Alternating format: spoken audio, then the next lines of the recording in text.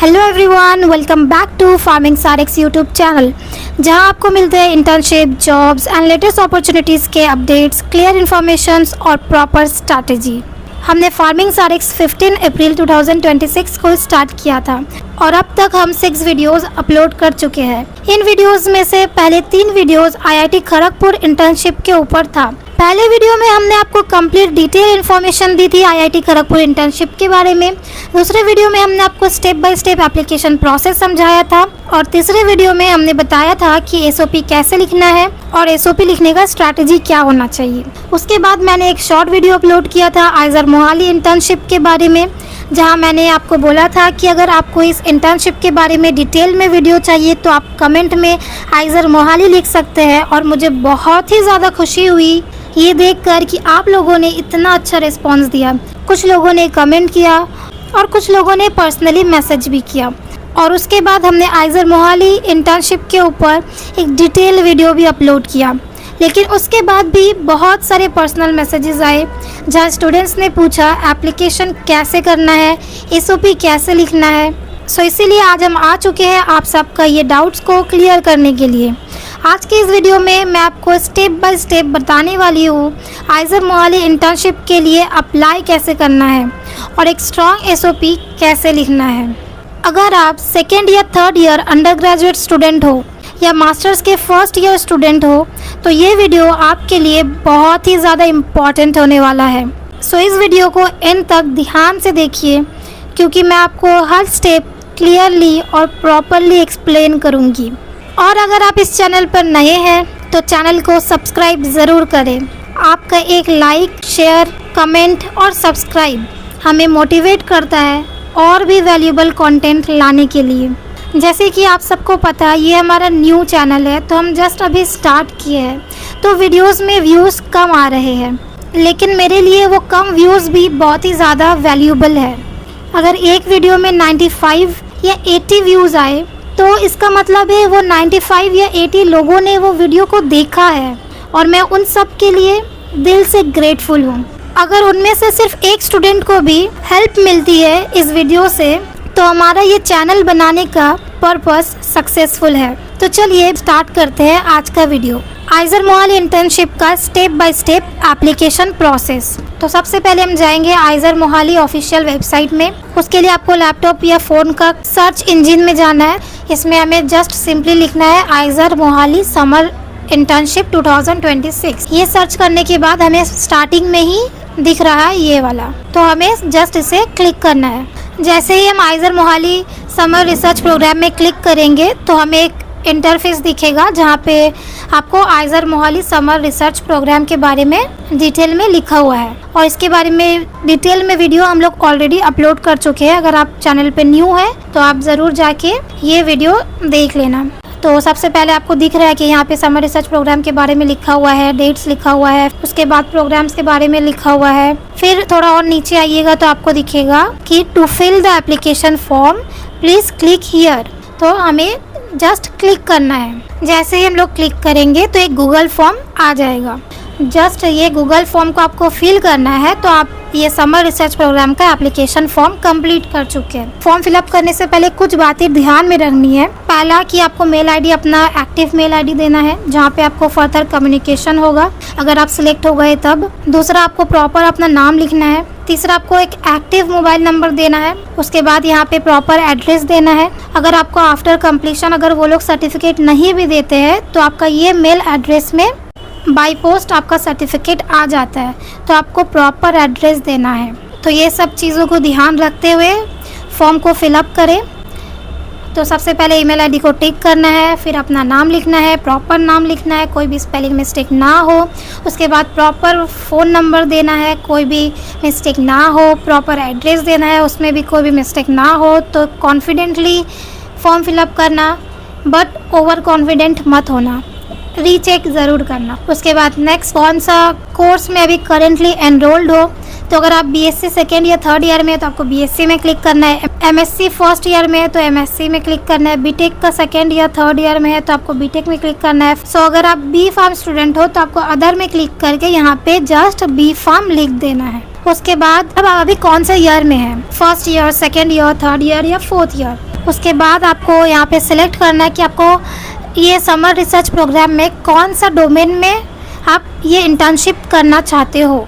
तो pharmacy student लोग ज़्यादातर 2 डोमेन चूज़ करते हैं, या तो वो बायोलॉजी होता है या तो वो केमिस्ट्री होता है। बाकी अगर आपको कोई और डिफरेंट डोमेन अगर आपको इंटर्नशिप करना है तो आप उसमें कर सकते हो, ऐसा कोई प्रॉब्लम नहीं है। तो हम बायोलॉजी में क्लिक किए।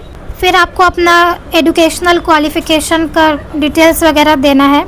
अगर आप 3rd ईयर में हो तो आपका अगर 5th सेमेस्टर तक रिज़ल्ट आया हुआ है तो आपको 5th सेमेस्टर तक एवरेज परसेंटेज निकालना है। अगर आपका 6th सेमेस्टर का भी रिज़ल्ट आ गया है तो आपको 6th सेमेस्टर तक एवरेज परसेंटेज निकाल के यहाँ पे लिखना है, 100 लिखना है, क्योंकि हम परसेंटेज में लिख रहे हैं। अगर आपको CGPA या SGPA में लिखना है तो आप यहाँ पे 10 में क्लिक करना। फिर नेक्स्ट अपना कॉलेज का नाम लिखना है। उसके बाद अगर आप मास्टर्स के स्टूडेंट हैं तो आपको यहाँ पे अपना PG का परसेंटेज लिखना है। उसके बाद अपना PG का कॉलेज का नाम लिखना है। फिर अगर आपका कोई एकेडमिक या रिसर्च अचीवमेंट है तो आप उसको यहाँ पे मेंशन कर सकते हो। जैसे कि मैंने 2 मंथ्स का IAS summer research fellowship Goa university से किया, तो मैंने जस्ट यहाँ पे वही लिख दिया है। तो अगर आपको कुछ भी एकेडमिक कोई भी अचीवमेंट हो तो आप यहाँ पे मेंशन कर सकते हैं। जितना अच्छा आपका अचीवमेंट होगा तो आपका सिलेक्शन प्रोसेस में उतना ही हेल्पफुल भी होगा।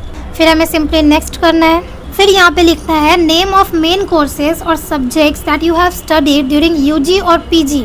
सो मतलब आप अपना UG या PG कोर्स में आप कौन सा मेन सब्जेक्ट पढ़े हो वो आपको यहाँ पे लिखना है। जैसे कि organic chemistry, cell biology, linear algebra, thermodynamics, ऐसा।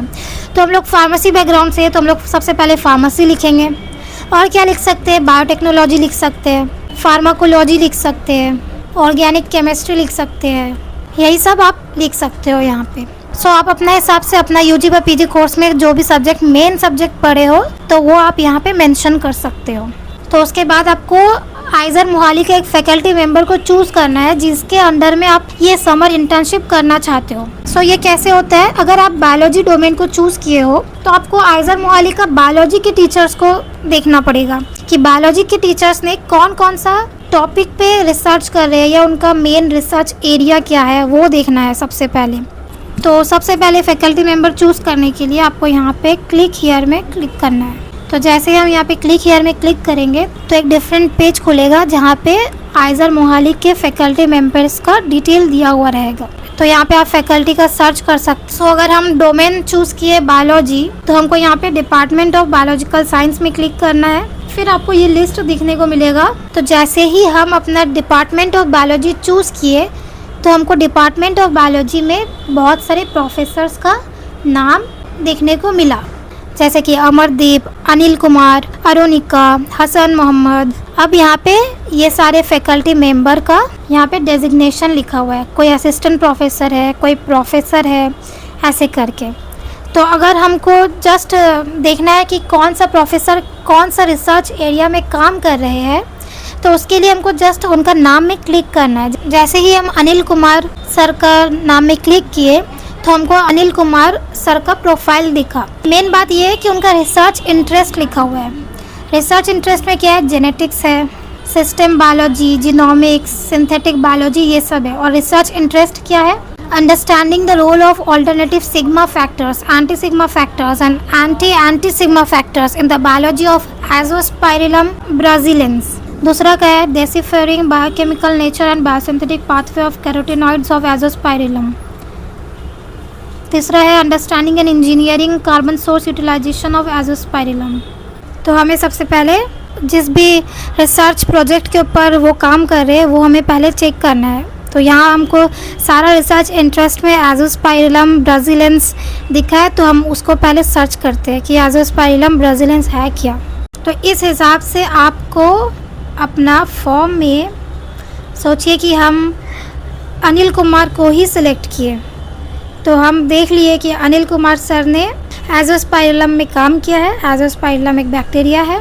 अगर हमको इनके पास ही काम करना है, इनके ही टॉपिक मुझे इंटरेस्टिंग लगा और मुझे इनके साथ ही आइजर मोहाली का इंटर्नशिप में काम करना है, तो हमको हम जस्ट यहाँ पे कॉपी पेस्ट करेंगे इनका रिसर्च इंटरेस्ट को। ये कॉपी पेस्ट करने से पहले आप इनका करियर हाइलाइट्स देख सकते हैं, पब्लिकेशंस है इनका, एजोस्पाइरिलम के ऊपर, दूसरा पब्लिकेशन एजोस्पाइरिलम के ऊपर। ये सारा पेपर भी आप अलग से इसको कॉपी पेस्ट करके क्रोम का दूसरे एक पेज में सर्च करके आप पढ़ सकते हैं ये सारा पेपर, अगर इनका एक्सेस दिया हुआ रहा तो। फिर हमें ऐसे ही करके एक टॉपिक सेलेक्ट करना है और उस टॉपिक के ऊपर स्टेटमेंट ऑफ पर्पस अपना लिखना है। तो हम अपना टॉपिक के हिसाब से जो भी टॉपिक हम चूज़ करेंगे एसओपी लिखने के लिए, वो टॉपिक में जो जो सब्जेक्ट इम्पॉर्टेंट है वो सब्जेक्ट का नाम यहाँ पे लिखना है। और वो सब्जेक्ट आप अपना बी फार्म के करिकुलम में पढ़े भी होंगे, तो वैसा ही सब्जेक्ट और वैसा ही टॉपिक चूज़ करने की कोशिश करना। फिर यहाँ पे सपोज़ हम हसन मोहम्मद को चूज़ किए, तो फिर हमें यहाँ पे उसके बाद अपना स्टेटमेंट ऑफ पर्पस लिखना है। तो आपका स्टेटमेंट ऑफ पर्पस 200 वर्ड के अंदर लिखना। सो आपको अपना स्टेटमेंट ऑफ पर्पस बहुत ही अच्छे से लिखना है। एआई का हेल्प ले सकते हैं, बट आपका फाइनल स्टेटमेंट ऑफ पर्पस आपका खुद का होना चाहिए। उसके बाद अगर आपको ये सारा स्कॉलरशिप मिलता है तो आप येस लिखिएगा, अगर नहीं मिलता है तो नो लिखिएगा। उसके बाद अगर आपको मिलता है स्कॉलरशिप तो फिर आप यहाँ पे स्कॉलरशिप का डिटेल लिखना। अगर नहीं मिलता है तो नहीं लिखने का ज़रूरत है, सबमिट कर दीजिएगा तो आपका फॉर्म फिलअप हो जाएगा। सो अब आपको पता चल गया होगा कि कैसे करके फॉर्म फिलअप करना है और कैसे करके अपना statement of purpose means SOP लिखना है। एसओपी लिखने के लिए सिंपली मैंने जो अभी बताया आपको वैसे ही फॉलो करना। अब क्योंकि जब आपका टॉपिक आइज़र मोहाली के फैकल्टी के साथ मैच करेगा तो आपका चांसेस ऑफ सिलेक्शन बढ़ जाएगा।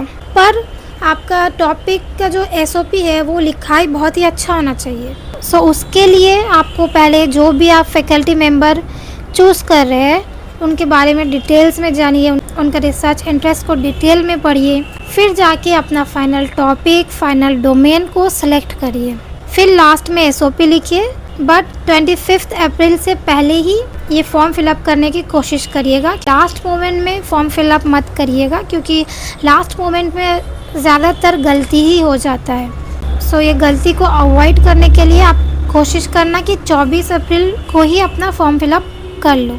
फिर अगर आप एसओपी लिख चुके हैं तो फिर आपको फाइनली इसमें एसओपी अपना यहाँ पे लिखने के बाद अगर आपको सबमिट करने के बाद भी कोई और भी स्टेप आया तो आपको उसके अकॉर्डिंगली पढ़ के करना है ध्यान से। और फाइनली आपका एसओपी क्लियर होना चाहिए, कंसाइज होना चाहिए और जेन्युइन भी होना चाहिए। आप एसओपी में क्या लिख सकते हो, अपना बैकग्राउंड लिख सकते हो, अपना रिसर्च इंटरेस्ट लिख सकते हो, और आप आइज़र मोहाली में क्यों ज्वाइन करना चाहते हो, आपका फ्यूचर गोल क्या है, ये सब आप अपना एसओपी में लिख सकते हो। पर एसओपी कॉपी पेस्ट मत करना।